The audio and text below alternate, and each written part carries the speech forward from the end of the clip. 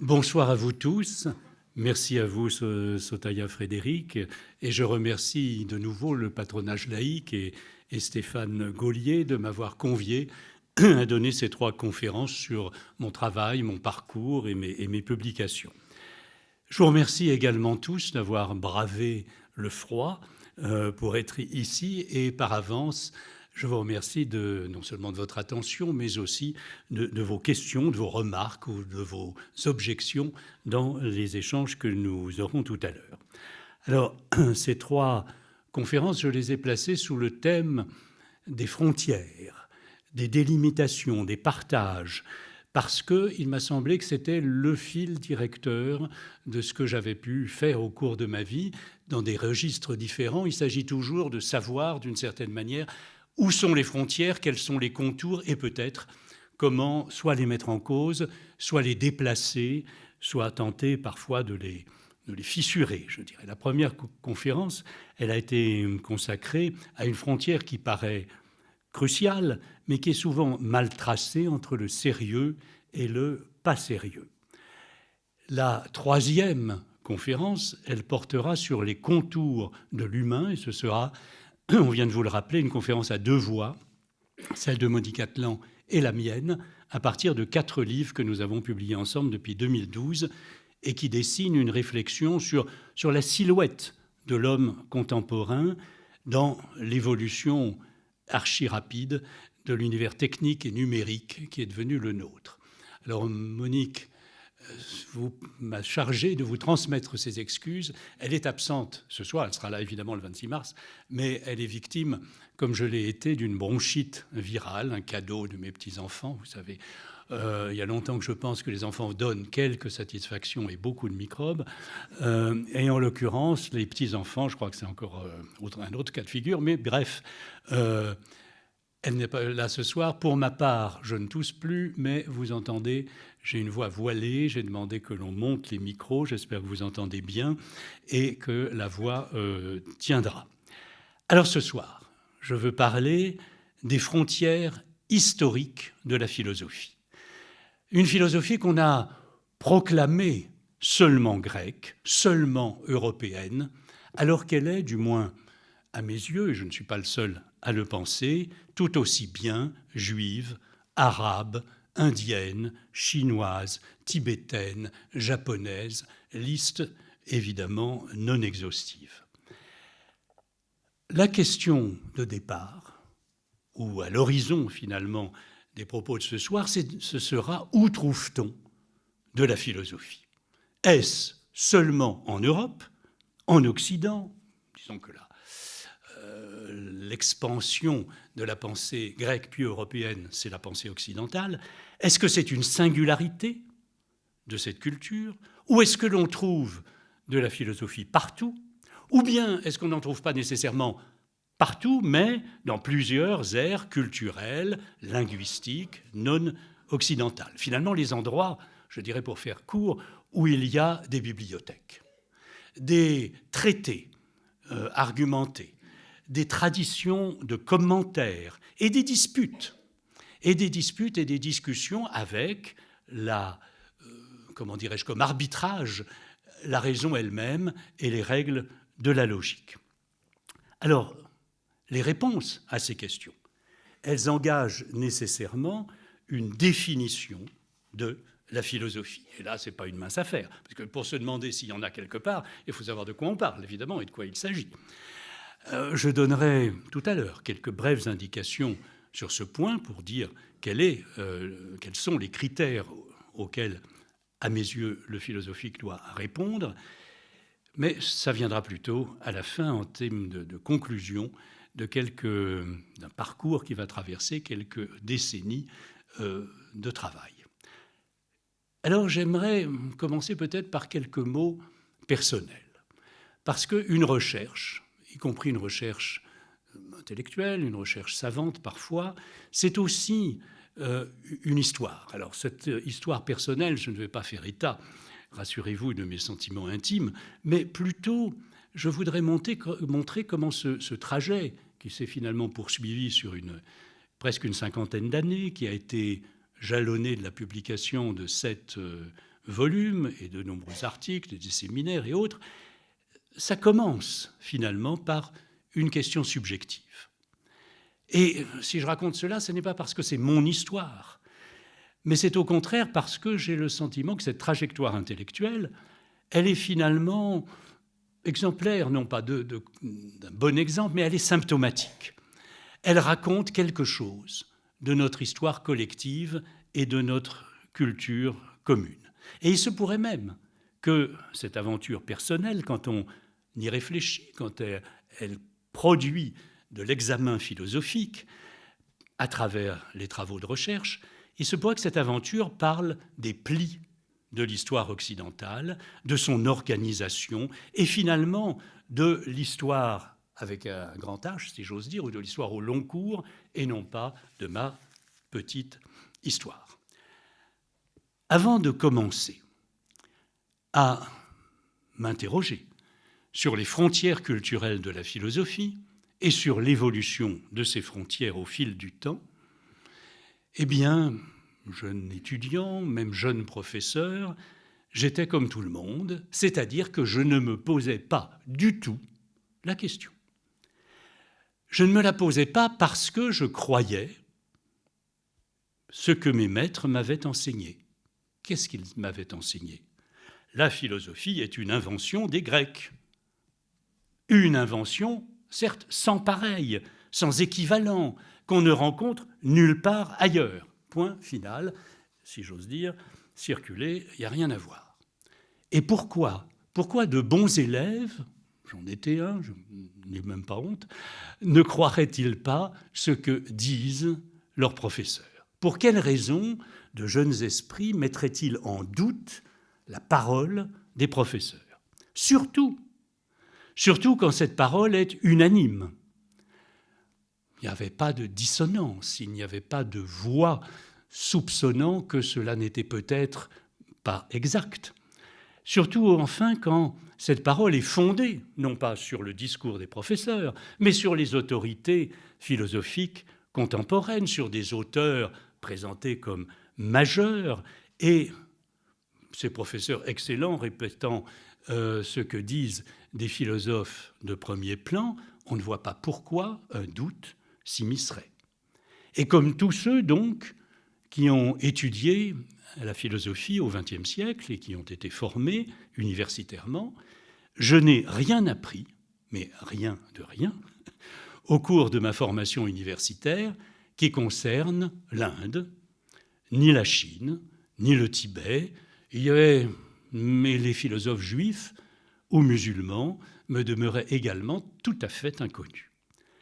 Dans la Cagne où j'étais, au lycée Louis-le-Grand, puis à l'École normale supérieure de Saint-Cloud, puis en devenant agrégé, je n'ai arpenté sous le nom de philosophie que des œuvres grecques, latines, allemandes, anglaises, françaises. Bon, ajoutons quelques Italiens, quelques Espagnols, un Danois, Kierkegaard, et rien d'autre, on aura fait le plein. Et cela ne pouvait pas me paraître grave du tout. J'insiste, c'était ainsi. Le paysage, une fois pour toutes, était clos. Je ne pouvais rien savoir d'autre, puisque mes maîtres n'avaient pas seulement observé le silence à propos de ces auteurs. Ils ne s'étaient pas contentés de cela, ils avaient dit explicitement que l'existence d'œuvres philosophiques dans d'autres cultures n'avait aucune possibilité et n'avait aucune existence. Il m'avait donc convaincu qu'ailleurs qu'en Occident, il n'y avait aucun équivalent de la métaphysique, de la dialectique, des élaborations conceptuelles et des démonstrations logiques qui faisaient la spécificité, je le redis, j'insiste, unique de la pensée occidentale européenne. Alors, voilà, j'étais persuadé que seuls les Grecs avaient fait de la philosophie et que, alors, ces discours, évidemment, étaient respectueux, si je puis dire, d'autres cultures, à l'exclusion, évidemment, de la philosophie. Qu'est-ce qu'on nous disait ? On nous disait qu'en Inde, en Chine, en Perse et dans d'autres lieux, en Égypte par exemple, il avait existé et toujours de grands trésors, des monuments de la création humaine, de la poésie, de grandes sagesses, des épopées, de nombreuses manifestations du génie humain, du théâtre aussi, mais de philosophie, pas du tout. Et j'étais finalement convaincu intimement de la réalité de 3 mots allemands.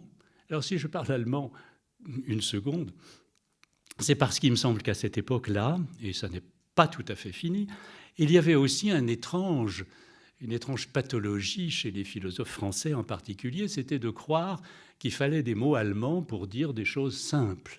C'est ce que j'appelais, moi, le syndrome Rotwein. Je bois un verre de vin rouge, et on mettait entre parenthèses Rotwein, pour savoir de quoi il s'agissait, vous voyez. Je regarde Le Monde, Welt. Bon.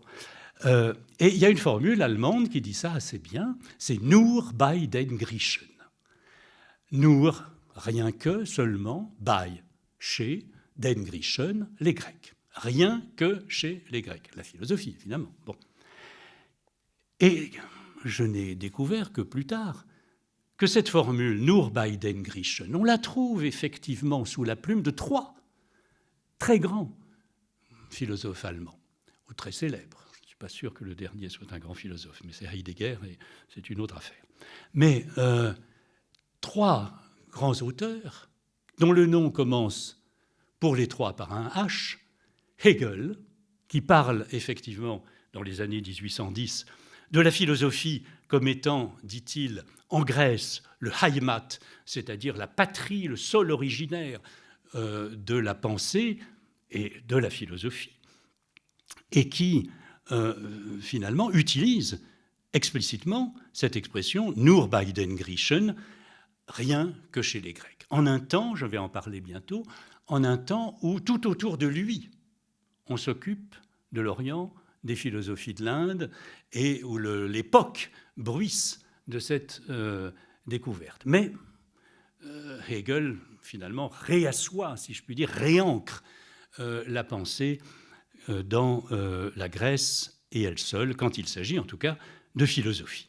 La même formule, Nur bei den Griechen, elle se trouve en 1936, cette fois, sous la plume d'Edmund Husserl, le fondateur de la phénoménologie, comme vous savez, le grand penseur allemand, et qui, dans la crise des sciences européennes et la philosophie, redit, dans ces termes, Nur bei den Griechen, que c'est seulement chez les Grecs et pas du tout chez les Indiens, les Chinois et tous ces peuples respectables, mais quand même peu philosophes, existait de la philosophie. Et enfin, la formule Nur bei den Griechen, seulement chez les Grecs, elle se trouve sous la plume de Heidegger, qui va plus loin encore dans ses attaques, si je puis dire, ou son déni, en affirmant que la philosophie indienne est une expression identique à de l'acier en bois.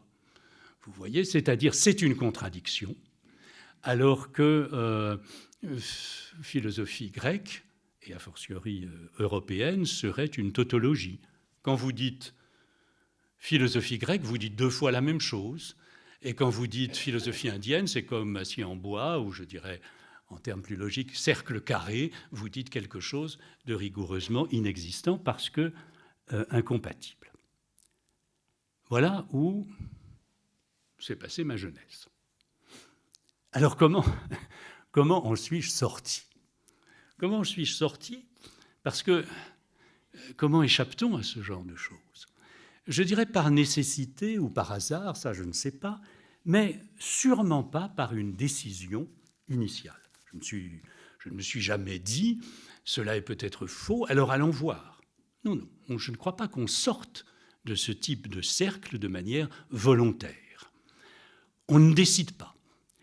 Il faut être, si je puis dire, déplacé, décentré. Et d'ailleurs, probablement, l'idée de décentrement est-il quelque chose qui traversait mes propos de la dernière fois, mais ceux de la prochaine, et qui se trouve au cœur de se bouger aussi des frontières.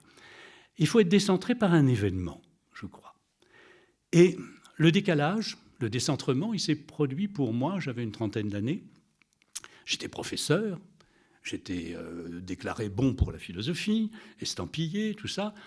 Et j'ai commencé à m'intéresser, à titre personnel, à la question de l'ego, du soi, à son éventuelle inconsistance. J'ai commencé, si la question vous paraît bizarre, j'assume cette bizarrerie, mais peu importe les justifications, à me poser quelques questions pour savoir si est-ce que dire « je », ça a vraiment un intérêt. Est-ce que ça a un sens? Est-ce que c'est cohérent? Est-ce qu'il y a vraiment un penseur derrière la pensée? Est-ce que la conviction d'être soi, moi, qui est apparemment évidente pour nous tous, est-ce qu'elle est réellement fondée? Et si non, pourquoi?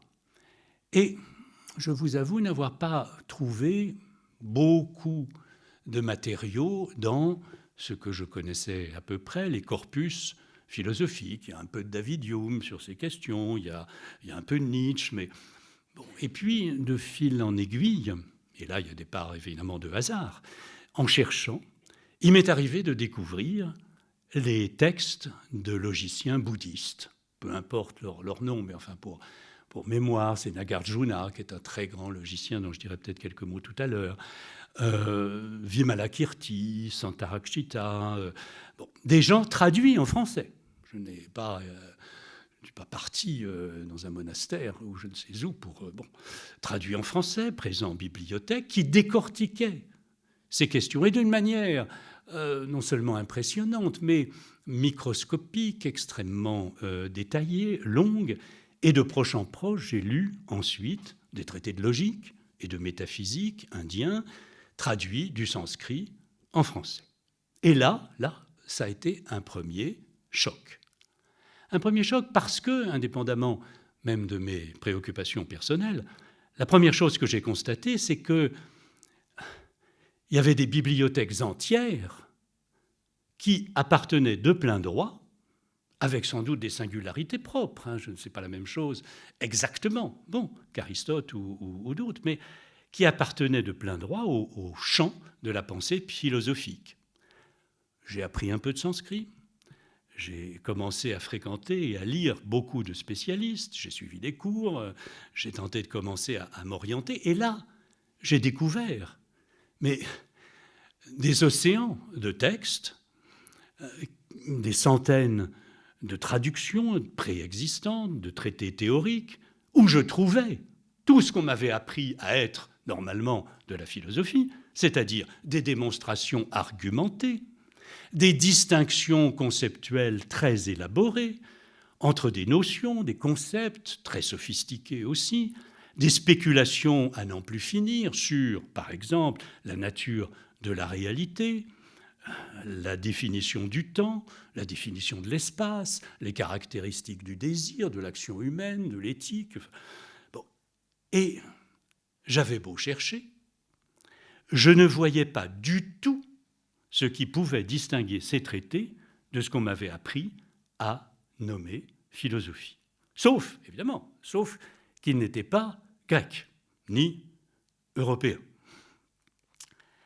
Et je découvrais aussi à mesure que les spécialistes de l'Inde, puisque c'est par là que je suis entré dans ces questions, que les spécialistes de l'Inde parlaient très couramment de philosophie indienne, alors que les philosophes, eux, comme on me l'avait appris, disaient que ça n'existait pas et que ça ne pouvait pas exister. Alors vous voyez, il y avait, si je puis dire, il y avait un problème. Il y avait un problème et il y avait même une série de problèmes qui, grosso modo, m'ont occupé largement les 40 ou 45 dernières années. Pourquoi m'avait-on caché l'existence de ces textes? Est-ce que c'était par ignorance? Est-ce que c'était par préjugé? Je ne crois pas au complot. Qu'est-ce que c'était que cette rupture-là? Et puis, est-ce que cette rupture était récente ou bien avait toujours existé? Quand avait-on traduit les textes que je lisais? Qui les avait lus? Y a-t-il eu des philosophes qui les avaient commentés? Et pourquoi disait-on que cela n'avait rigoureusement aucun rapport, alors que j'allais dire, même si la lumière est différente, tout est semblable. Vous savez, les traités de logique de l'Inde, ce qu'on appelle notamment le Nyaya, ça ressemble presque trait pour trait à l'organon d'Aristote, au traité de logique de la scolastique des médiévaux. Ce sont des gens qui s'interrogent sur les conditions de validité d'un raisonnement, sur le tiers exclu, sur les dénominations, bref, des choses qui n'ont apparemment rien d'extraordinairement mystique ni de fusion dans l'absolu. Et quand on dit, eh bien, il faut distinguer, si on ne distingue, n'a pas de quoi dire l'être, on ne peut pas faire de philosophie. Bon, en grec, ça se dit esti, en sanskrit, c'est asti, parce que c'est quasiment la même langue. N'est-ce pas ? Le sanskrit est une langue indo-européenne, et pour quelqu'un qui, comme c'était mon cas, avait fait du grec tout petit, en tout cas toute sa vie, et j'ai continué, faire du sanskrit, c'est un peu compliqué par endroits, mais ça n'est pas dépaysant, ni du point de vue du vocabulaire, ni du point de vue des racines, ni du point de vue des déclinaisons ou des conjugaisons. Bref.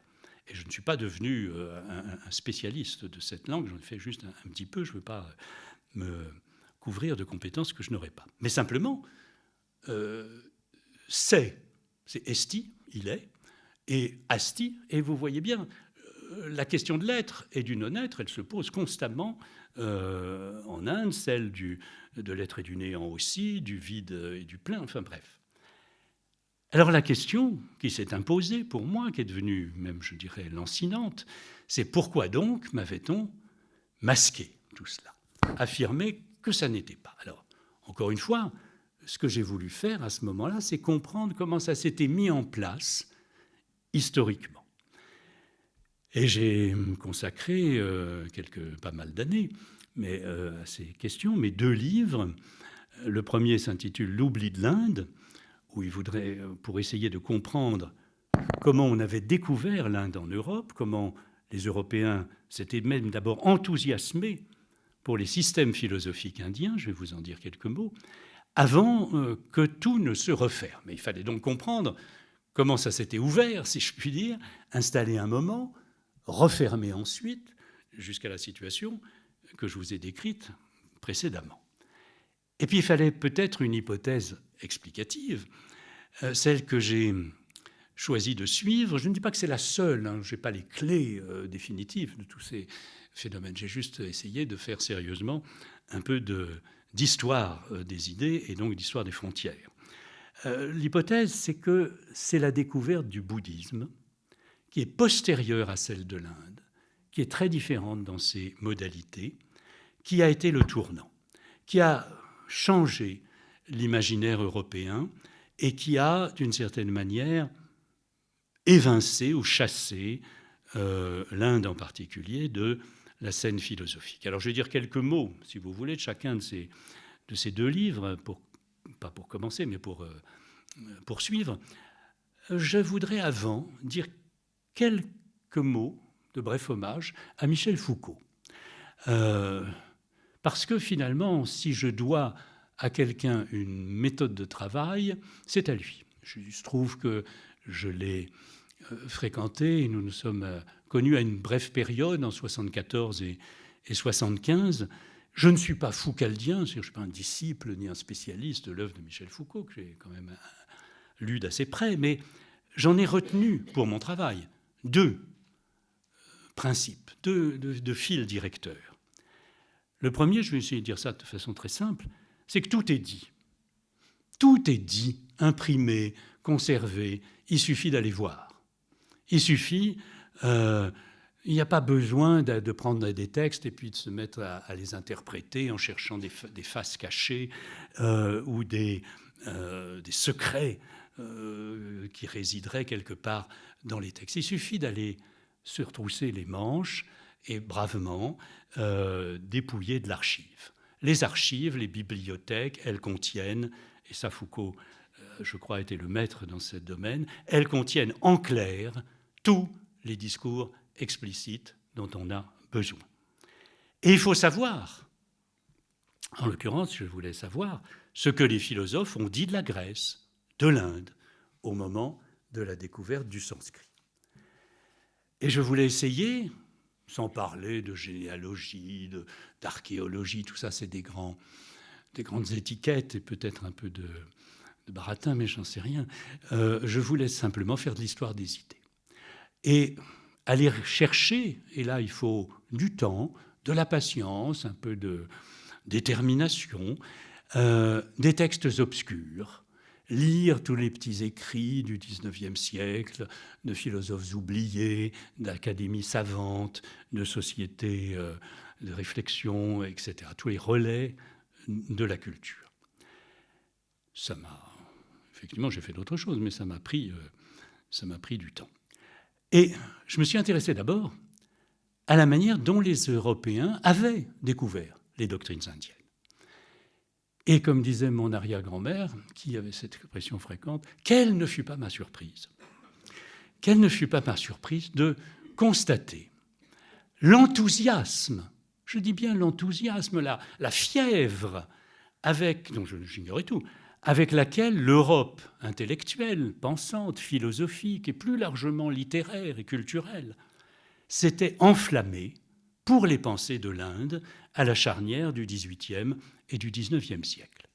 Alors, deux, trois petits repères historiques.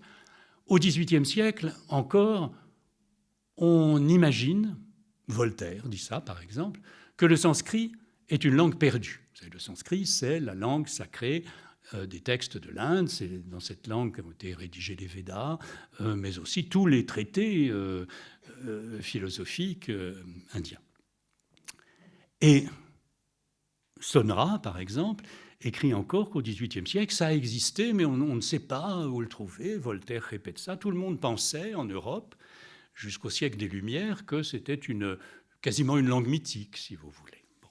Jusqu'aux années 1890, les Britanniques en Inde, pas seulement les militaires, mais aussi un certain nombre de poètes, d'érudits et de philologues, qui commencent à apprendre le sanskrit, qui n'était pas plus mort que le latin dans l'Europe médiévale, et qui commencent à publier des grammaires du sanskrit, une grammaire du sanskrit, des dictionnaires du sanskrit. Ça, on est dans la toute fin du XVIIIe, avec la Société royale asiatique de Calcutta, et une revue qui va faire connaître à l'Europe savante l'essentiel, qui s'appelle les Asiatic Researchers, les recherches asiatiques, où publient un certain nombre de gens comme William Jones, qui était un bon poète anglais, mais aussi un des premiers sanskritistes, et qui, du coup, font connaître les premières idées, mais aussi les premiers textes, les lois de Manu, la Bhagavad Gita. Enfin, si vous voulez, on va tout de suite, si je puis dire, dans les années 1790 et début de 1800, à l'essentiel des textes fondateurs. Et là, cette revue, elle est traduite en allemand. Elle est publiée en anglais, bien sûr, mais elle est traduite en allemand. Elle est traduite également en français. Et elle va commencer à être lue par tous les romantiques de l'époque, le philosophe Schleiermacher, par exemple, les frères Schlegel, et des grands poètes, Novalis, Hölderlin, et pas seulement des philosophes, mais pas seulement des poètes, mais bientôt des philosophes, Hegel, Lysla, Humboldt également, Schopenhauer commence à s'intéresser à ces questions. On publie dès le début du XIXe siècle, en 1819, des essais sur la philosophie des hindous, c'est Colebrook, et on voit, plusieurs livres ont été consacrés à cette période, on voit naître une renaissance orientale, parce que Raymond Schwab a fait un bon livre intitulé « La Renaissance orientale » dans les années 1950, c'est-à-dire qu'on imagine que cette outre-Grèce que devient l'Inde, c'est une Inde qui apparaît du coup philosophique, poétique, créatrice et racine, fondement, point de départ de la pensée antérieurement encore aux Grecs. Que ça soit vrai ou faux, c'est une autre histoire. Mais il y a un enthousiasme romantique pour l'Inde qui est une chose absolument tout à fait puissante. Hegel, dans ses derniers cours de Berlin, parle de véritables systèmes philosophiques pour parler des systèmes de pensée indiens. C'est en 1831, quelque temps avant sa mort. Il a dit, par ailleurs, avant pique-pendre de l'Inde et des indianismes, mais il est honnête, il a les informations et il parle de véritables systèmes philosophiques, ce qui, sous la plume de Hegel, n'est pas tout à fait rien. Vous savez, véritable système philosophique, c'est lui le maître en la question. À la Sorbonne, en 1828, Victor Cousin, qui est à l'époque une des figures de la pensée libérale, qui est un professeur de philosophie, bien sûr, il a réinventé en France l'agrégation, il a été ministre de l'Éducation ensuite, etc. Mais il donne à la Sorbonne, devant 2000 personnes échauffées, des cours, des leçons de philosophie indienne pendant 6 mois. Les manuels de philosophie, parce que quand on veut aller dans les archives, il faut quand même aller voir qu'est-ce qu'on enseignait sous Louis-Philippe en France dans les manuels de philosophie. Alors, ce n'est sûrement pas, ça ne deviendra pas votre livre de chevet, mais je vous recommande le manuel de philosophie des abbés de Salinis et de Scorbiac, dignes jésuites, qui enseignent chez les jésuites et qui font un manuel de philosophie où il y a une bonne 50aine de pages sur la philosophie indienne. On est en 1830. On n'en sait pas grand-chose. Mais si on compare avec la Ve République, où les bibliothèques de philosophie indienne, sont pleines, il n'y a rien, ou pratiquement rien, dans les manuels en tout cas qui étaient ceux de mon temps, mais même quand j'étais prof de philo. Il y a là, il y a, je crois, un cas de figure très particulier de régression culturelle. Ce qu'on savait pertinemment en 1830, 40, 50, on ne le sait plus en 1950, 80 et même jusqu'aux années 2000. Je vous fais très court sur tout ça parce que, de toute façon, si ça vous intéresse, c'est dans mes bouquins, dans l'Oubli de l'Inde en particulier. Mais cet enthousiasme, il fait que, si vous lisez Chateaubriand, par exemple, il dit il est diplomate, il est à Vienne, si ma mémoire est bonne, et il va dans un dîner où il dit je m'attends à ce qu'on parle sanskrit à table. Vous voyez, il y a des chaires de sanskrit qui s'ouvrent à Londres, à Paris, dans les années 1810 à 1820. Alors, ma question, évidemment, c'était de savoir comment cet enthousiasme premier, non seulement s'était fermé, mais s'était inversé et transformé en une sorte de détestation, mais même de dénégation et de proclamation d'inexistence.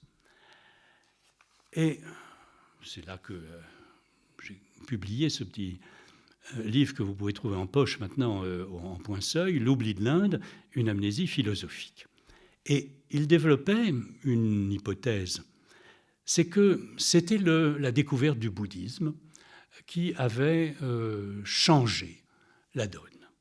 Et là, je me suis lancé dans un second chantier qui était de comprendre comment les Européens avaient découvert le bouddhisme, dont franchement on ne sait pratiquement rien au début du XIXe siècle, et qui va ensuite, à partir des années 1830 et jusqu'en 1880 environ, susciter une masse de commentaires négatifs absolument fantastiques.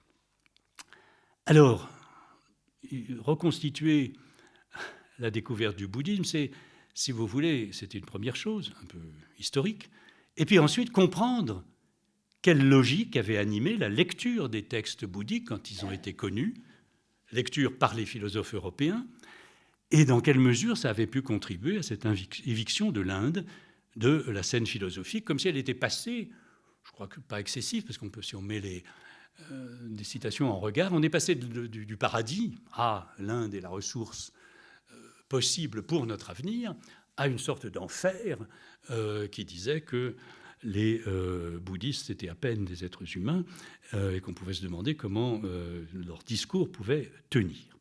Alors je crois qu'il y a d'abord, je fais très court, j'essaye de vous résumer aussi simplement que possible, mais ça nécessite de condenser. Il y a d'abord le fait qu'on n'est pas exactement à la même époque. Il y a un décalage chronologique de 40 à 50 ans entre la découverte de l'Inde et du brahmanisme, à partir des seules sources du sanskrit, et puis la découverte progressive du paysage bouddhiste qui, lui, est reconstitué à partir d'un puzzle qui arrive en Europe dans le désordre, d'abord des textes mongols étudiés par les Russes, qui sont les textes les plus tardifs qui arrivent en premier, puis des textes chinois, puis des textes japonais, birmans et tibétains.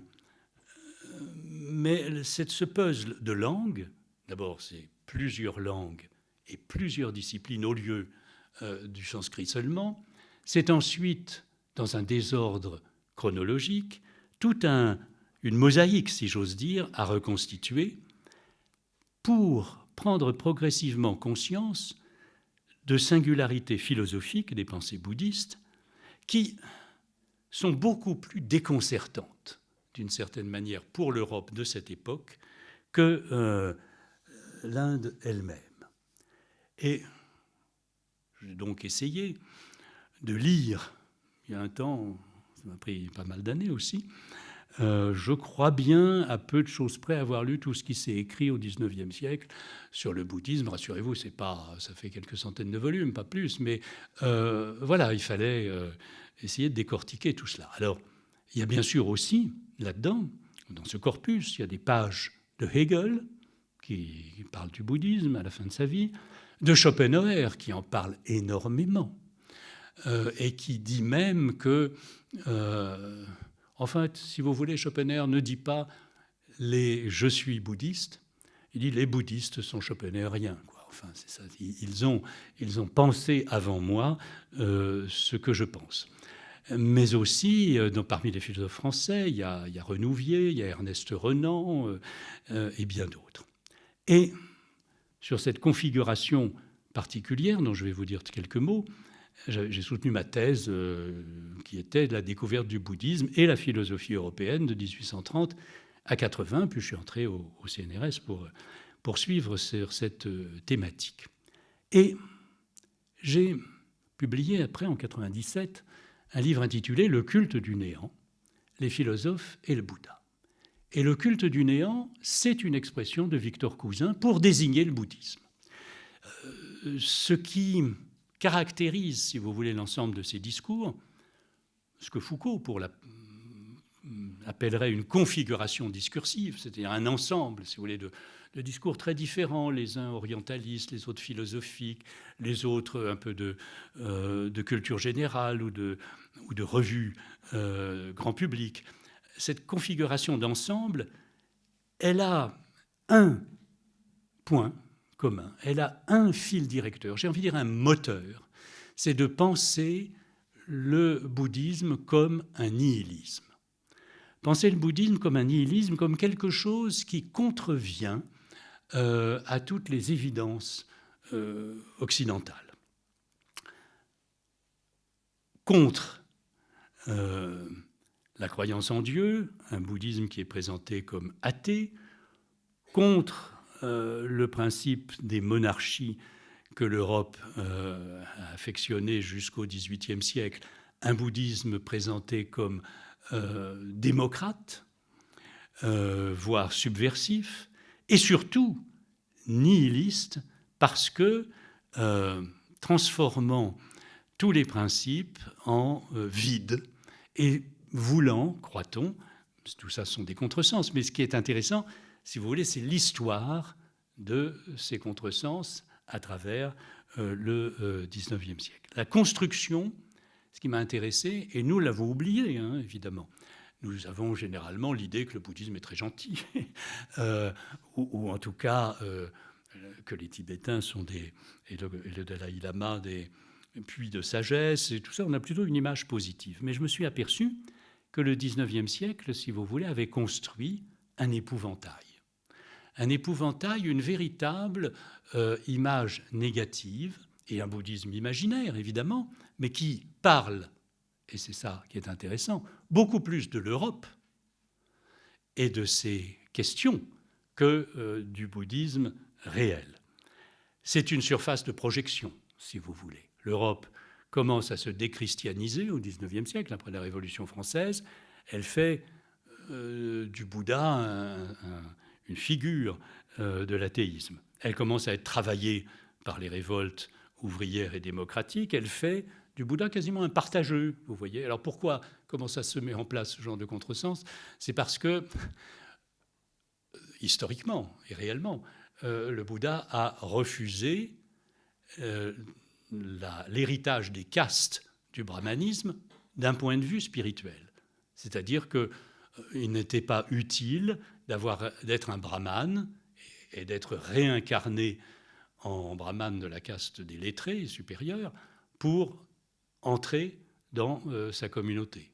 N'importe qui, paysan ou même intouchable, pouvait venir.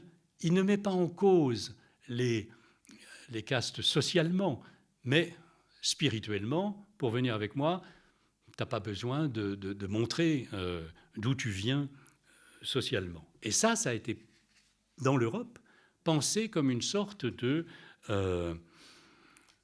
comment dirais-je, de lien avec les révolutions en cours. Alors, ce chantier, cet autre chantier sur le bouddhisme imaginaire, il m'a conduit, lui aussi, à me demander comment étaient donc délimitées les frontières de la philosophie. Et pourquoi? Je vous donne un seul exemple. Il y a des effets de surdité tout à fait extraordinaires. Là aussi, il faut faire un peu de recherche méticuleuse, mais Hegel. Il lit un auteur anglais qui s'appelle Buchanan, à son temps, tout à fait oublié aujourd'hui, qui parle du nirvana et qui dit en anglais « Nirvana is by no means an annihilation ». En aucun cas, le nirvana n'est un anéantissement, d'après ce que cet explorateur, Buchanan, qui a travaillé chez les Birmans, a pu apprendre. Hegel commente en parlant de l'anéantissement, en quoi consiste le nirvana. La Vernichtung, qui est un mot très fort en allemand, la liquidation, l'anéantissement, la suppression totale. Alors, il y a là, si vous voulez, quelque chose d'étonnant. Pourquoi, quand on a des sources sous les yeux, qu'elles disent explicitement quelque chose, se trouve-t-on, quand on est un esprit aussi grand que Hegel, à dire l'inverse? Et puis, la suite de ce parcours, je vais essayer d'accélérer, car je ne veux pas être trop long, la suite de ce parcours, c'est que je me suis demandé ce qui s'était passé avant.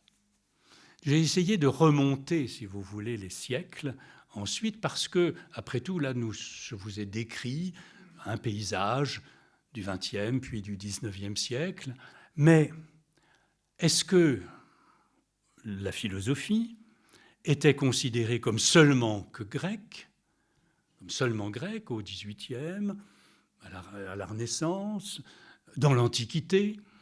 Et j'ai ouvert là, toujours au CNRS, un autre chantier, en étant dans un laboratoire de grec, d'helléniste, sur le sens de l'expression philosophie des barbares.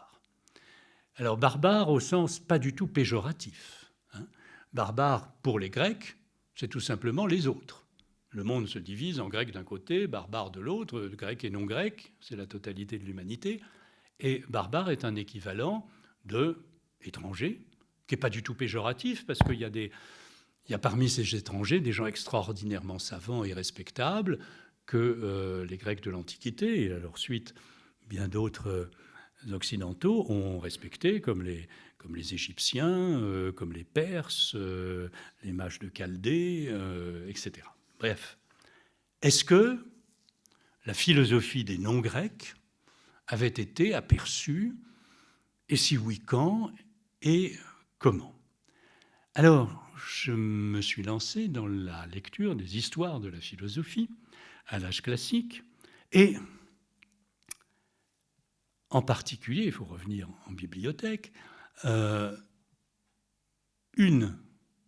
texte m'a déjà un peu étonné, c'est celui de Jacob Brucker. Alors ça, c'est 1742, c'est la grande histoire de la philosophie des Lumières. 1742, c'est un 6 volumes, c'est une histoire de la philosophie qui sera très largement utilisée par Diderot.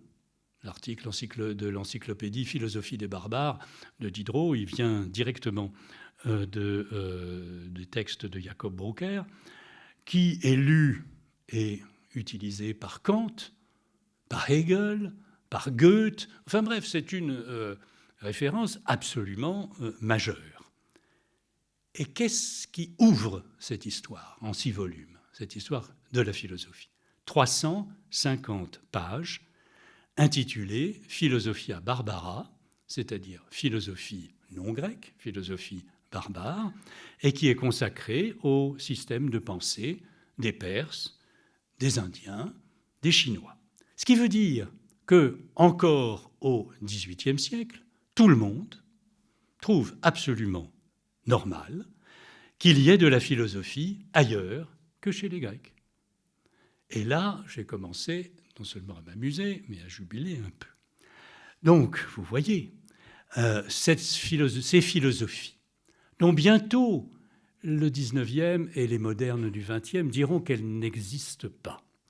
Ces philosophies, on les affirme, on les célèbre, on les connaît, on les trouve normales au XVIIIe, mais en continuant de remonter au XVIIe, à la Renaissance, les connaissances varient, les exemples sont distincts, mais chez Juste Lipse ou des auteurs de la Renaissance, on trouve.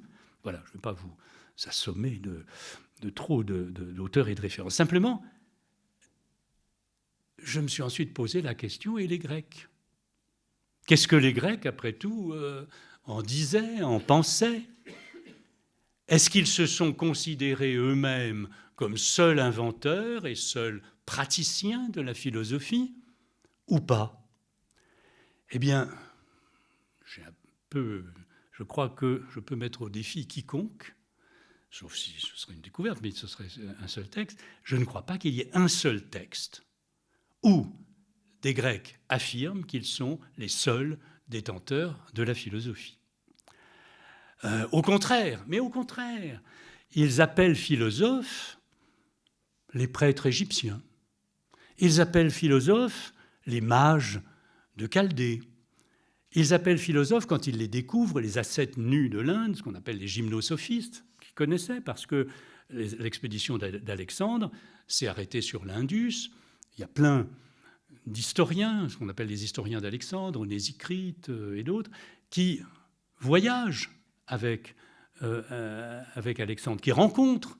Il y a des textes de toute nature qui nous expliquent les premiers échanges, même à travers des langues multiples, qu'ont eu les Grecs avec des Indiens. Et même quand ils découvrent les druides, ça c'est un peu plus tard, au 1er, 2e siècle de notre ère, quand ils découvrent les druides, les Grecs disent que c'est des philosophes.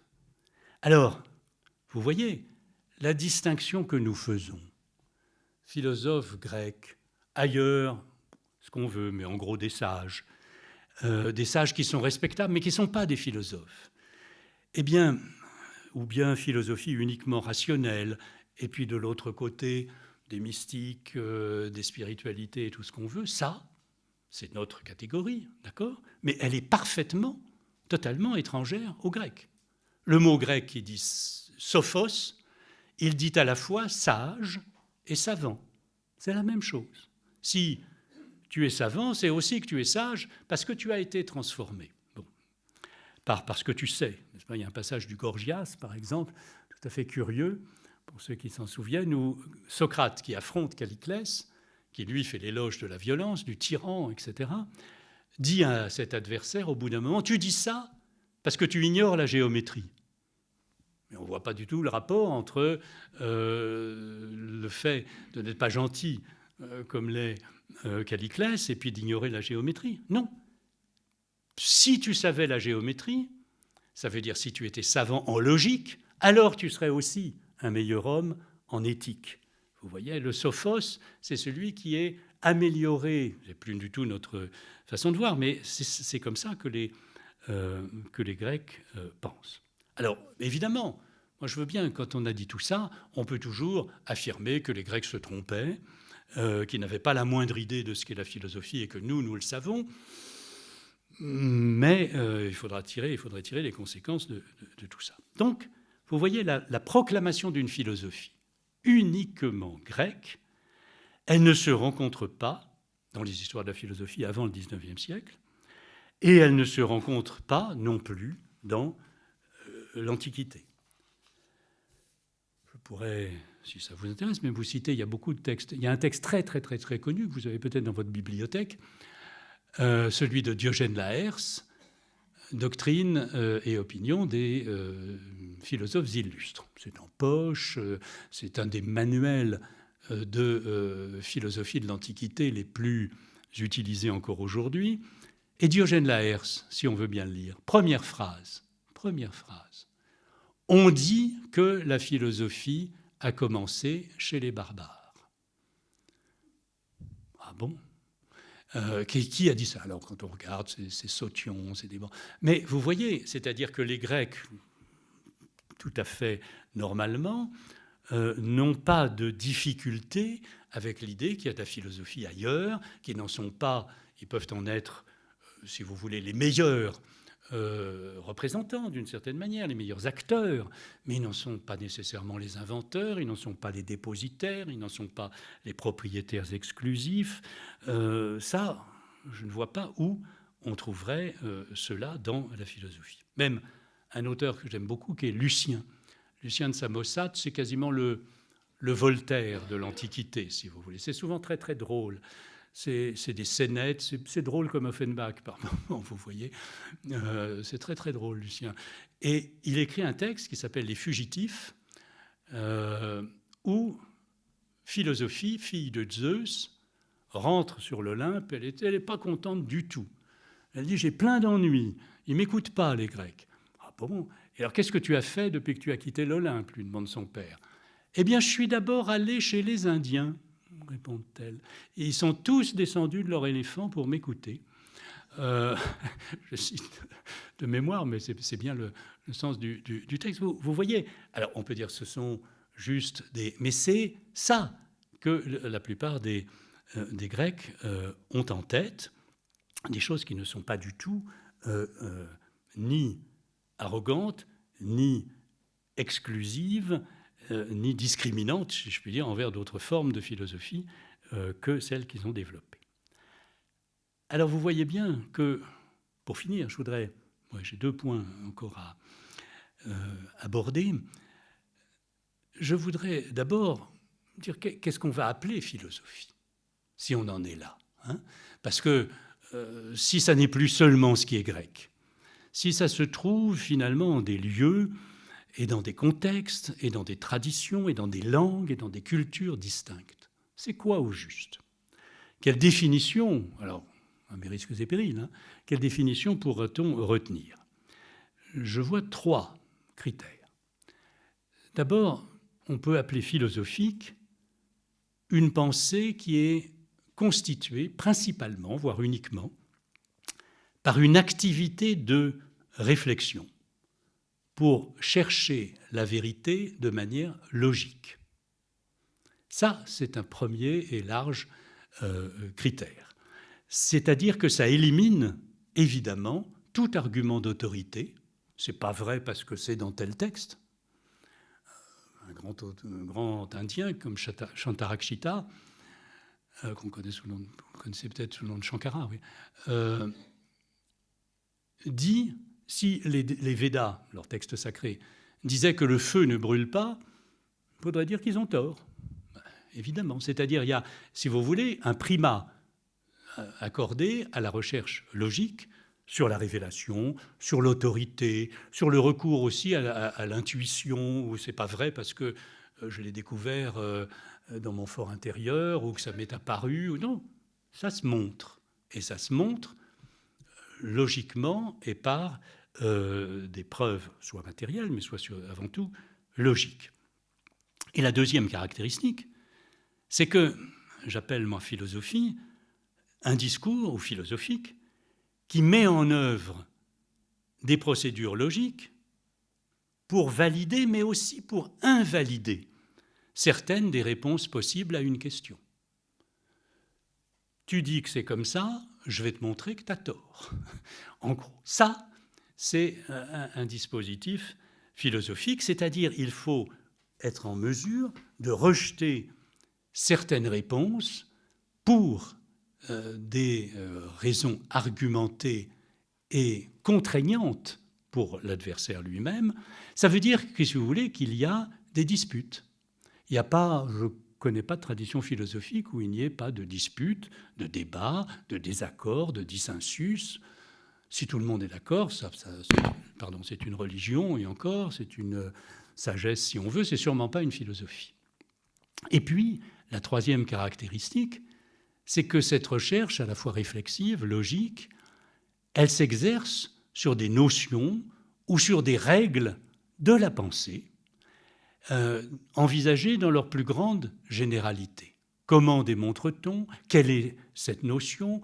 Qu'est-ce qui permet de valider ou d'invalider un discours? Et on va essayer d'élaborer ces différentes strates. Vous voyez, finalement, ce que je veux dire, c'est qu'il y a du philosophique, si vous ne voulez pas appeler ça des philosophies, mais il y a du philosophique dans des traditions très différentes, même si ce sont des traditions religieuses, même si ce sont des traditions mystiques, ou à la condition que, et c'est le cas dans beaucoup de contextes différents, à la condition que les gens se disent « avec quoi pensons-nous ?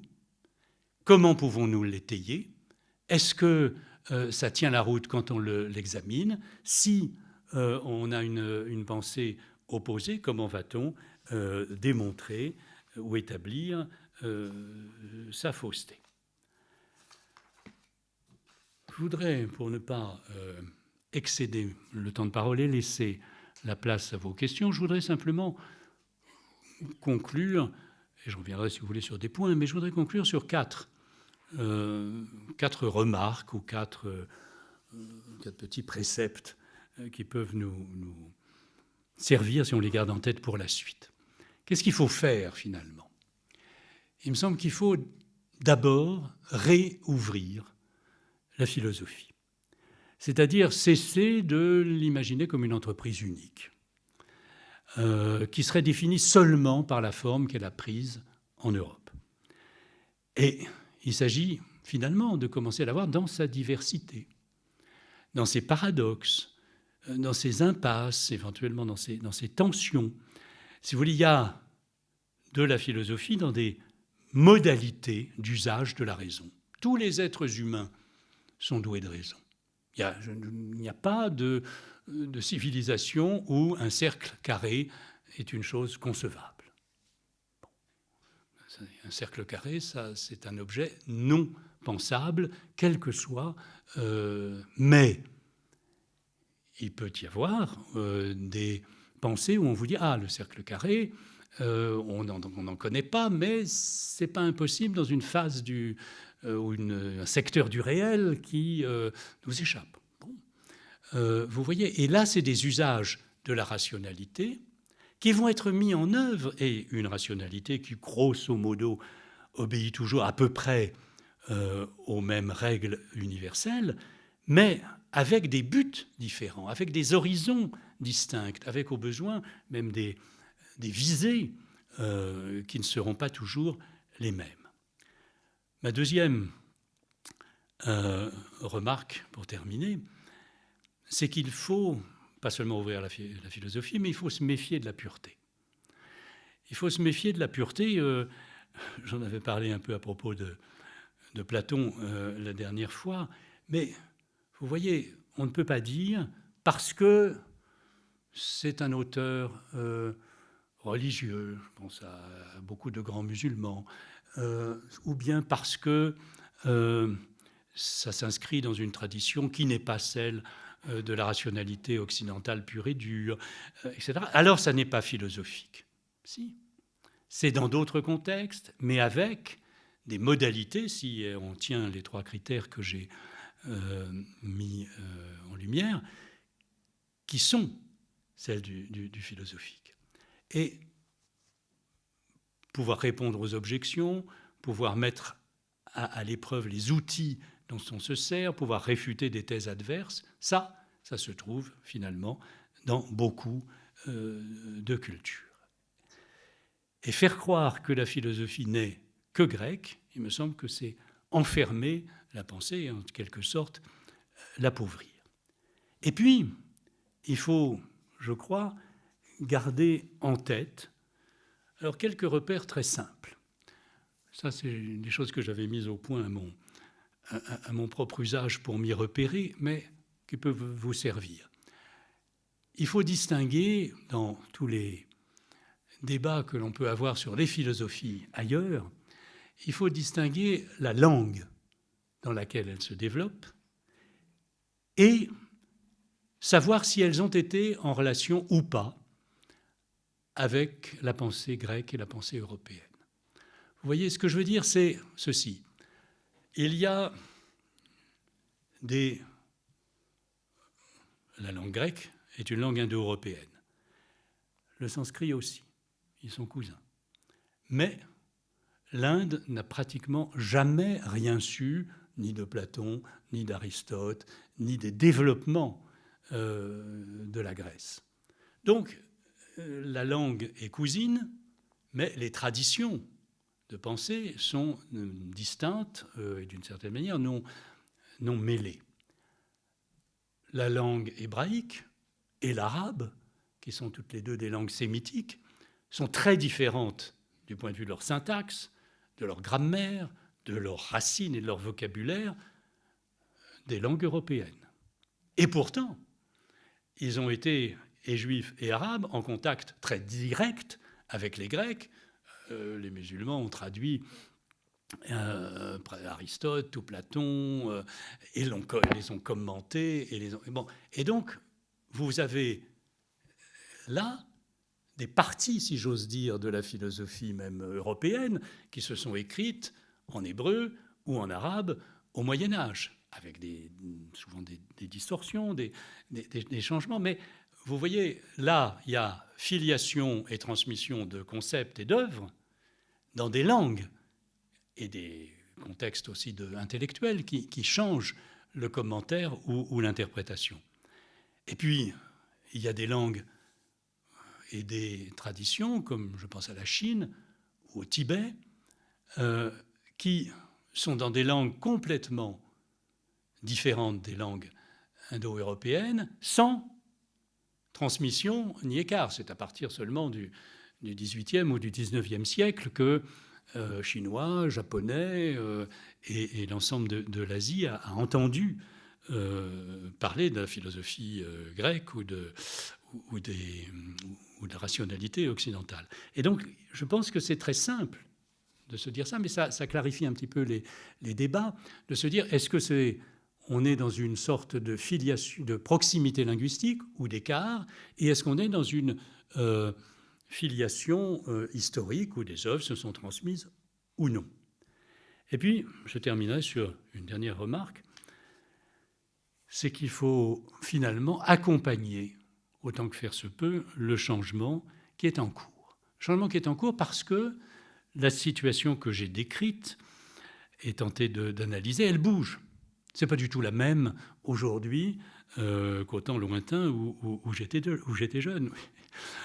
On dit beaucoup moins que les philosophies indiennes ou chinoises n'existent pas du tout. On est un peu plus prudent, on a un petit peu plus de mal à soutenir cela.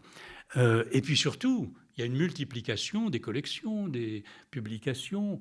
des travaux en sinologie. Notre ami François Julien en est témoin, en tibétologie. Tout cela se multiplie et même a fini par aboutir au fait que parmi les auteurs du bac, dans la liste officielle de l'éducation nationale, alors votre serviteur n'y est pas tout à fait pour rien, puisque c'est dans quelques réunions que j'étais arrivé avec quelques autres à modifier un peu cette liste, figure maintenant Maïmonide, grand auteur qui a écrit une partie de son œuvre en hébreu et une autre en arabe, grand commentateur juif d'Aristote notamment, Nagarjuna, le logicien bouddhiste dont je vous parlais, qui est déterminant pour toute la pensée tibétaine, Zhuangzi, le taoïste qu'on appelait autrefois Chuang-Tzu, et puis Averroès, qui a rejoint Avicenne dans la liste des auteurs du bac. Alors, je ne me fais pas trop d'illusions.